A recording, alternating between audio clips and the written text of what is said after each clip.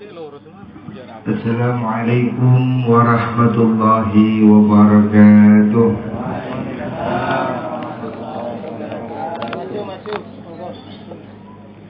Bismillahirrahmanirrahim. Alhamdulillahilladzi bi ni'matihi tatimmus shalihat. Wassalatu wassalamu ala sayyidis sadat Sayyidina wa maulana Muhammad wa ala alihi wa ashabihi wa man tabi'ahu ila yaumil ma'ad. Amma ba'd. Para kiai, para sesepuh, para tokoh alumni yang kula hormati, Bapak Ibu hadirin wal hadirat rahimakumullah. Alhamdulillah, siang menika kula panjenengan bagi dipun paringi rahmat inayah Allah Subhanahu wa taala akan menghadiri pertemuan rutin Iksas di desa Pojok. Ini desa ini Pojok, desa yang sejuk nih. Di rumahnya Pak Toha. Pak Toha ini dia zaman singin eling dulu Pak Toha ini santri paling medis. Celana jin, jakete kulit. Dia eling dulu Pak Toha ini gak gelem ngomong bahasa Jawa, bahasa Indonesia. Coba ini Bang Toha. Gimana Bang?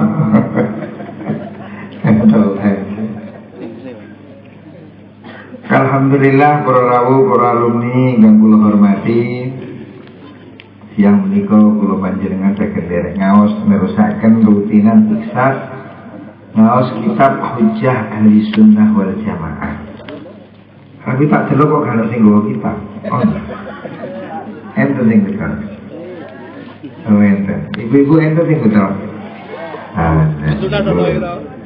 Saya ingin kula tak ngaji kitab ini. Kelantan adik kula wisuda dari wasul kasih tanggal koyo. Kula yentuki wau jam sekawan subuh. Mari subuh sing mulang turu tilu wis tangi iki. Nomor pinten kok ngene Bang? Nah dia. Oh ini sing dipandai iki lah. Nah, nomor 94. Ibu nggih? Nomor 94. Ada turunan ya, Bu? 94.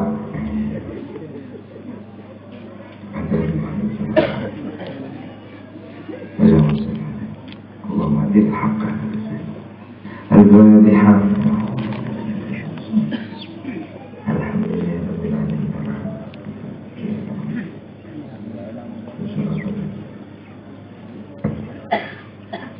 Kitab jenggot nih, kitab gondrong nih. Masa ngeten gak iso maca dhewe gondrong ngene. Enten santri andur kan Sulawesi. Tanggal 10. Terus pun dikus kula gak ingin ngaji kitab niki mboten gak ada maknane. Keluar tuku kitab jenggot teh. Tapi lek ngarepe wong gon sing putih, sing kuning. Sing iki apal masjid di rumah. Enten kanca kula Probolinggo ngoten. Anak kiai gak sregep ngaji. Tiba-tiba bapak itu terpaksa dadi kiai. Padahal gak iso ngaji. Terus kula marani nang omahe petang lesi. Jenenge Zainul Ciruhani, Denu, ya Denu. Saya manu dadi kiai kakek. Oh iya saya, belum semalam saya ngapal lagi kitab jenggot. Tadi mengisi apal lo kitab jenggot, kinten tiang betul sing kuning dari orang. Kau gak keliru ya. Tapi alhamdulillah, iso. Mulane ini satu solusi katanya. Saat ini kitab ini pun kuatah sing jenggot enten sing brengos enten. Sing maknane titik-titik niku lho. Betul niku nerbitaken kitab ngeten iki pun mungkin ratusan judul. Sedaya kitab di mana nih, sampai kitab Ihya di mana nih. Murah. Singen tahun 92 niku kula nate buruhaken maknani kitab Ihya. Karena ini hebat Rutin Anggur 2. Niku titip kula buruhaken maknani kitab Ihya. Waktu niku pun hampir 2 juta. Ongkose nyasakaken kitab. Tadi telir bahwa ini wonten tiyang sing maisai maknani kitab. Atul Mu'in 1.000, Atul Qarir 50.000 cuma biyen tahun 90-an niku. Saat ini pun enten sing nyetak, jadi murah. Berarti Ihya jenggot enten, Jalalain dan segala kitab enten. Sing penting iso mulang ngoten mawon ya. Amel kate mulang kitab nopo saat ini gampang tuh. Sesuai ojo wedi-wedi. Tumbas sing ana maknane. Lek sing gak iso tuku sing jenggot ngene iki. Penting gelem ngaji. Bismillahirrahmanirrahim.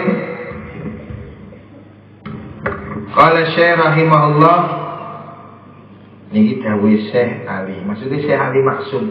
Sing ngarang kitab niki kula tatik menangi, Bayai Ali Maksum. Bayai Ali Maksum niku Rais Am PBNU tahun 90-an. Niki termasuk kakeknya istri saya. Jadi istri kula niku binti Toha bin Zaini bin Munawwir, pendiri Pondok Kerapian. Laki Ali Maksum niki mantuni Yai Munawwir Kerapian. Yai Munawwir niku guru Al-Quran tertua di Indonesia. Kudus niku murid Kerapian. Barwani murid Mbah Munawwir. Terus guru Quran niki sanate rata-rata teng Kerapian. Dan niku baik istri kula. Jadi istri kula niki Al-Murhumah niku putune Kiai Munawwir Kerapian, putune Ki Abdul Karim Lirboyo. Allahumma sholli alaihi. Wa ya sunnatu Rasulillah sallallahu alaihi wasallam faqad zara alaihi salam bi nafsihi al-qubur wa 'allama ashabahu kaifa yazuruna al-qubur fi'lan fi hayati dunyawiyah sallallahu alaihi wasallam. Usah nak mana nih, usah mana nih. Ziarah kubur niku sunai Kanjeng Nabi, dan ini dibuktikan beliau sendiri Kanjeng Nabi Muhammad SAW itu berziarah kubur. Kanjeng Nabi ziarah kubur. Siapa yang bilang Nabi tidak ziarah kubur? Bodoh. Siapa orang yang anti ziarah kubur? Mohon maaf, sangat bodoh.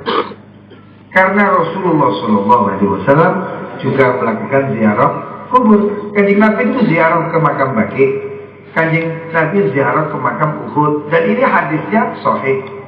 Siapa orang mengingkari ini berarti dia tidak mengerti syariah. Amma ziyaratuhu sallallahu alaihi wasallam lil quburi fa yadullu alaihi ma rawahu Malik an Aisyah radhiyallahu anha annahu sallallahu alaihi wasallam akhbaraha anna Jibril ja'ahu fa qala lahu inna rabbaka ya'muruka an ta'ti ahla al-baqi' wa tastaghfir lahu wa annahu sallallahu alaihi wasallam ja'a al-baqi'a fa qala wa atala al-qiyam thumma rafa'a yadayhi 3 marrat. Ada riwayat hadis Imam Malik. Imam Malik ini gurunya Imam Syafi'i, orang yang paling alim di zamannya. Imam Malik itu seorang ulama yang luar biasa. Sampai khalifah pun itu takut pada Imam Malik. Harun ar-Rasyid itu pernah mau mengundang Imam Malik datang ke istananya untuk ngajar anaknya. Apa kata Imam Malik? Al-ilmu yu'ta wa la ya'ti. Ilmu itu ditekani kata kau dewi. Diundang presiden orang bilang, Kiai tak nikah masih kan? Diundang presiden kagak. Ngaji ini ilmu ditekani kata kau dewi. Sehingga suatu saat Harun ar-Rasyid datang ke Medina, dia pulang haji mau ngaji kepada Imam Malik. Imam Malik duduk di kursi, khalifah duduk di bawah kakinya. Saking hebatnya Imam Malik, jadi hebatnya luar biasa. Jadi Imam Malik ini kocor saat ini kiai sing nopo, kiai sing super kaya raya. Imam Malik itu rumahnya bagus, mobilnya mewah, hebat sekali. Sampai orang-orang bertanya Imam Malik, kenapa Anda pakaiannya bagus, kendaraannya bagus? Kata Imam Malik, saya melakukan ini agar ilmu dihargai, ilmu dihormati. Nah, kiai kita melarat dikira tidak sumbangan. Nah, ngomongin santri ini dicurigai, sumbangan. Kamane ditemoni ngomong kiai itu mak beda panjang. Kiai ini kudu nombor motor anyar. Imam Malik luar biasa. Dan Imam Malik itu wali kota Medina itu takut tapi Imam Malik. Mulai ninggalin manakibnya Imam Syafi'i. Imam Syafi'i itu Quraisy, keturunan Bani Hashim. Imam Syafi'i waktu dari Mekah berangkat ke Medina itu dikasih surat pengantar oleh wali kota Mekah. Wali kota Mekah kirim surat ke wali kota Medina supaya ini Muhammad bin Idris Asy-Syafi'i ini Al-Quraisy Al-Hashimi diantar ke Imam Malik karena dia orang keturunan Asyraf. Ini orang mulia namanya Muhammad bin Idris Asy-Syafi'i. Apa yang terjadi ketika Imam Syafi'i sampai di Madinah? Sampai ke wali kota Madinah, kata wali kota Madinah, demi Allah lebih baik saya berjalan kaki tidak pakai sandal ke Mekah daripada saya menghadap Imam Malik. Saking pedine wali kota Mekah, wali kota Madinah pada Imam Malik. Tapi karena ini amanah diantar dia ke muju Imam Malik, surat diberikan sama Imam Malik, surat diwocor langsung duwe-duwe. Abi hadza yukhadimur rasul. Kang ini cara ngaji, suwe. Surat wali kota suwe-suwe. Hebatnya Imam Malik luar biasa. Dan ibu perlu tinggali salah satu sejarah kenapa Imam Malik itu hebat sekali. Karena itu katanya ceritanya itu berkali ibu sing sabar. Imam Malik ini bin Anas bin Abi Amir niku singen waktu ibu meteng, bapak itu tinggal. Bapak ini minggat anggoyet minggat. Kamu mulai 12 tahun sampai anaknya lahir. Tapi ibu ini masya Allah sabar. Bukan ten Hong Kong, bukan ten Taiwan, sabar. Baru kayak ibu ini sabar ini anaknya cerdas luar biasa. Yaitu dinamakan dengan Imam Malik kita. Jadi bulan ibu-ibu ini sing sabar nih, mulai. Muka-muka anaknya jadi Imam Malik, nih. Amin Allahumma. Imam Malik meriwayatkan dari jalur Aisyah. Aisyah ini istri Nabi yang paling muda, istri Nabi yang cantik, perawan dan muda. Tetapi dia tidak bisa mengalahkan Khadijah, istri Nabi yang tua dan janda. Kalau ingin dituturi kali Kiai Tolhah, Profesor Dr. Kiai Tolhah, mantan Menteri Agama. Tuturi kulo ingin lagi mana? Kulo sanjang. Yai dereng mari rasanya hati kula loro. Kula niku menang ngoten ilmu bojo kula sik nangis. Sampai hari ini. Giling-gilingan kula. Belum ada dereng sakit di hati kula ini. Saya terlalu mencintai istri saya. Lalu dari itu apa sampean dibanding Rasulullah Sallallahu Alaihi Wasallam? Rasulullah itu luar biasa mencintai Khadijah dan dia tidak pernah melupakan Khadijah seumur hidupnya. Sampai Aisyah itu cemburu. Sampai Aisyah mengatakan, kenapa kamu masih ingat janda tua itu? Saya ini perawan. Pernah satu saat Sayyidah Aisyah itu wadul nanti Fatimah. Fatimah itu putri Nabi dari Khadijah. Katanya Sayyidah Fatimah, katanya Sayyidah Aisyah, wahai Fatimah, kenapa ayahmu masih mengingat janda tua itu? Kenapa dia masih mengingat Khadijah? Bukankah Allah telah menggantikan saya yang lebih baik dari Khadijah? Saya gadis, dia janda. Bagus mana gadis dengan janda? Ada yang nyoba? Saya gadis, dia janda, tua lagi. Umur 40 menikah Nabi umur 25. Sementara Aisyah ini umur 12, Nabi 52 kayaknya. Fatimah wadul, Sayyidah Fatimah wadul sama ayahnya. Ayahanda, Abi, bagaimana ibu? Aisyah protes. Kenapa Nabi selalu ingat-ingat ibu Khadijah? Bukankah dia itu janda? Bukankah aku lebih baik karena aku gadis? Katakan yang Nabi, iya, katakan pada Aisyah. Memang Khadijah janda, tapi dia menikah dengan ayahmu waktu masih jejaka. Aisyah gadis, tapi dia menikah dengan ayahmu setelah jadi duda. Nabi itu menikah, Pak, hanya setelah meninggalnya Khadijah. Selama istri Nabi Khadijah, Nabi tidak poligami. Nabi hanya satu istri. Setelah Khadijah meninggal, baru Nabi punya istri-istri yang lain. Dan istri saya itu, Allah yarham, terus kurang 2 minggu itu lalu gue makin kurang itu dikutuk. Bah, kami tinggal di Malia. Kurang itu gue bilang, apa sih mah, kok belah kerai itu anak limo terapi. Kami Nabi balik belum mati, Pak. Kulo Khadijah. Kulo bingung begini. Kulo Khadijah. Kulo jawab, sanes Aisyah. Sanes kulo Khadijah. Kulo pikir niku menging alus jika Nabi, kulo pikir. Karena dia selalu mengatakan saya Khadijah. Artinya Nabi selama menikah dengan Khadijah tidak punya istri yang lain.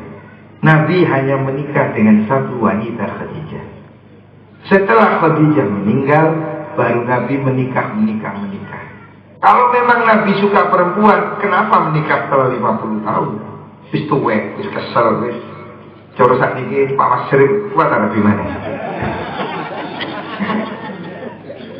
Semua saya ke atas berarti ya si gelem Nabi gak semangat. Tapi Nabi itu tidak menikah selama masih punya istri Khadijah. Kadang-kadang kalau ada konsep telepon Nabi juga ultimatan.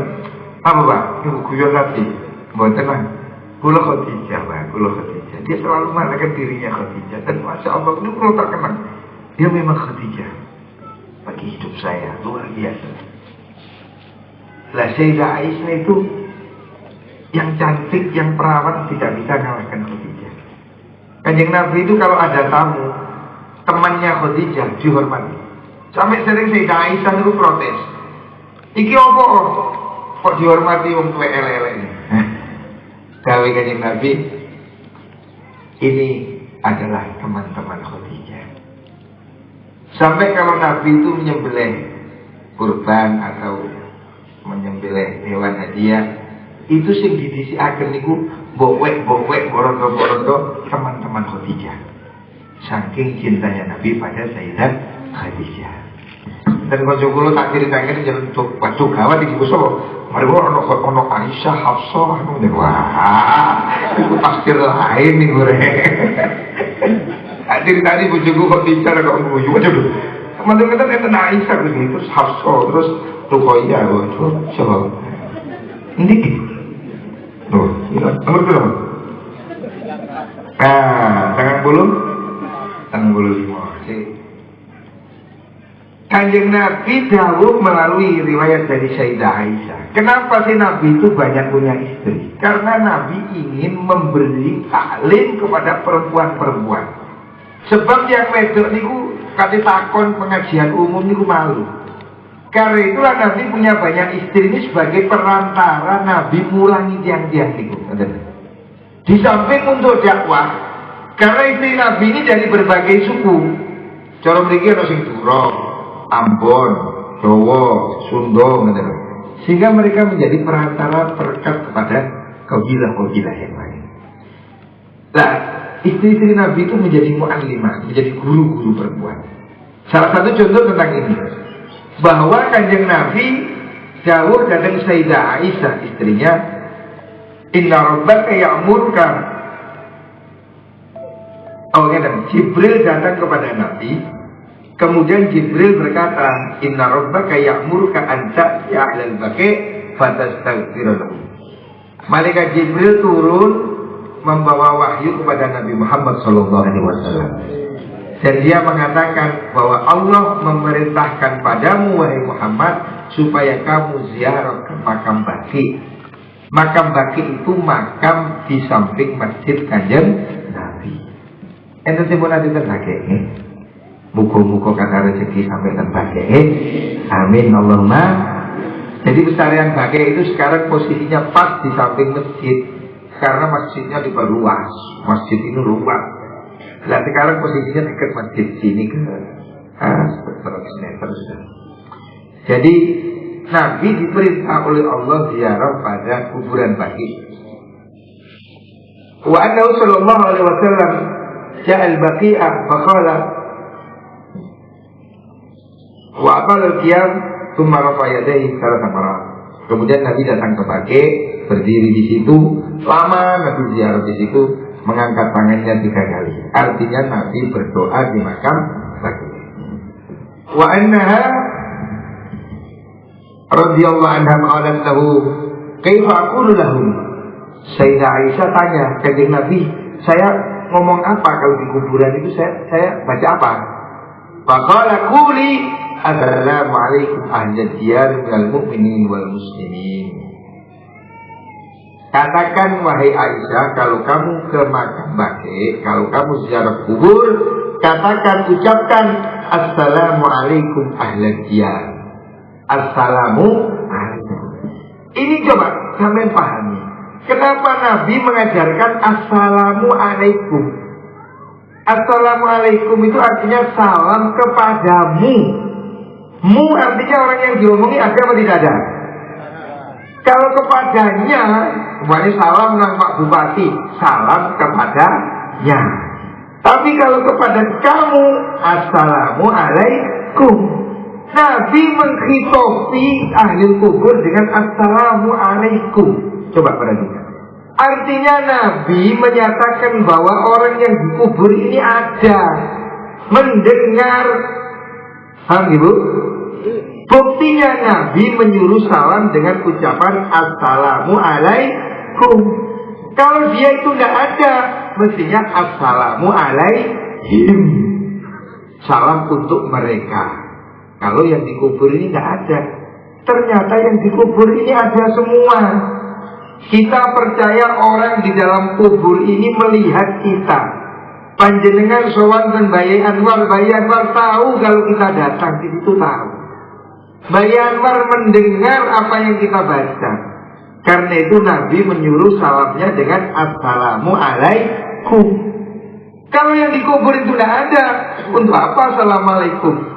Assalamualaikum artinya salam kepadamu. Ya. Kalau kepadanya alaiha assalamualaikum. Jadi orang yang dikubur ini mendengar. Apalagi Rasulullah sallallahu alaihi wasallam. Yang dikubur niku disalami jawab Pak. Cuma kita tidak bisa mendengar. Lalu pun niku wong dikubur ketutupan lemah mosok krungu. Masih tanggung ngoten. Ini kan. Krungu niku mboten tekok kuping. Buktine napa? Buktine ngeten. Sampean iki sing turu, ora turu kuwi. Ana wong turu, kupinge wutu. Sampean ngomong ge tandinge, krungu napa mboten? Mboten wong dek turu. Kupinge yo ono. Tapi dek jero turu mah dek ngipi. Ketemu Pak Harto. Bahwa ini tinggi ini jenenge Farhan. Farhan dulu ngerokok. Om pidato yo gak lungo tuh. Kupinge ono tapi gak lungo. Terus gak ipi jadi ketemu Pak Harto, cari Pak Harto, ger. Penak kawanku toh. Lo menek Farhan krungu. Angin turu sing tok. Aduh Pak Harto ngomong nang aku yo apa? Ger kawanku toh. Padahal kuping gak krungu tak omongi tadi. Berarti sing krungu sanget kuping. Lalu Pak ipi yo krungu deh. Lalu ini urusan kekuasaan Gusti Allah. Yang jero kubur itu krungu. Bukti ini apa? Bukti ini niki lho. Niki dalil Kanjeng Nabi mulangi kongkon ucap assalamu alaikum ahlan diyar. Cara Jawa salam kepadamu wahai penduduk ahli kubur minal mukminin, dari orang mukmin wal muslimin wa yarhamullahu mustaqdimin minkum wal